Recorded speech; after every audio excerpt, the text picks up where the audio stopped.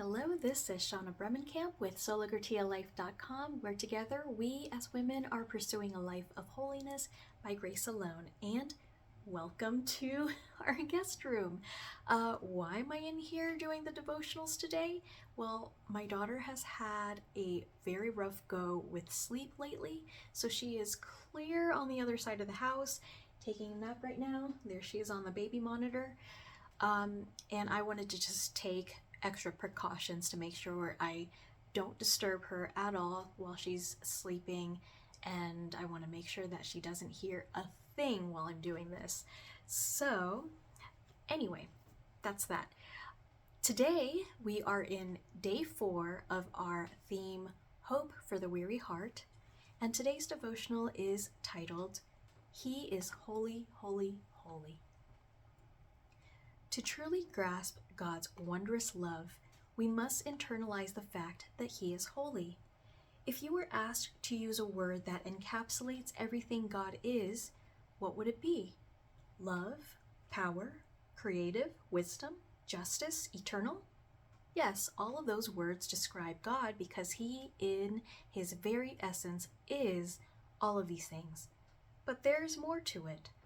All of the words we would use to describe the glorious essence, the perfect and intense display of God's attributes, flows out of the fact that He and He alone is holy.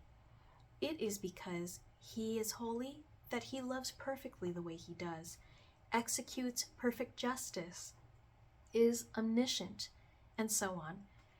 Perfection doesn't describe His holiness. He is perfect because He is holy.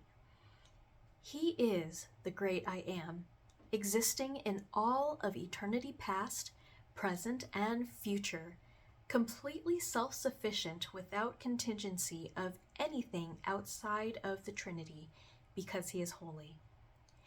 There is no one and nothing like Father, Son, Holy Spirit in all the universe throughout all of time.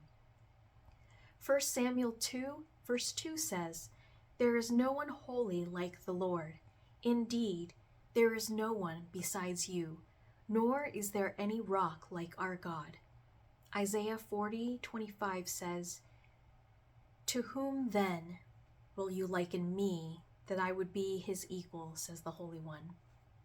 When Luke 15:10 tells us that angels rejoice when a sinner repents and is saved, what are they rejoicing over? Are they happy for us personally? Perhaps, but I just don't see evidence of that being hard fact in the Bible.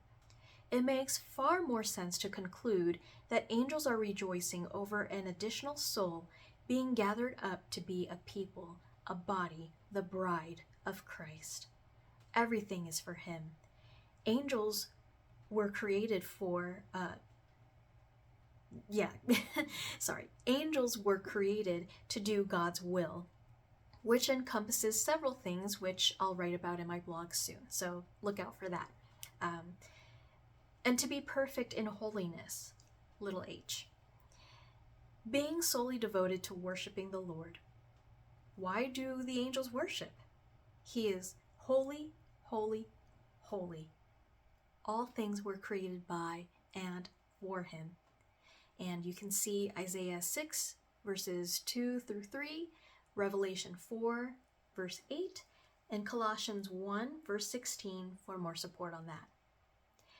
Once we realize and internalize the sheer holiness of God, then we can begin to more deeply grasp His wonderful love and thus be ever more amazed at the miracle of salvation and the gospel.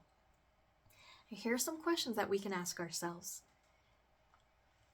How does God's holiness affect your gratitude in life? Does that attitude bear fruit in your life by the choices you make, whether in thought or action?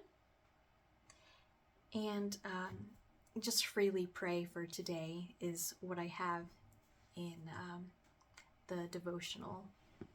So I hope this was edifying and encouraging to you, and I hope you'll stick around, like and subscribe, and I'll see you in the next one.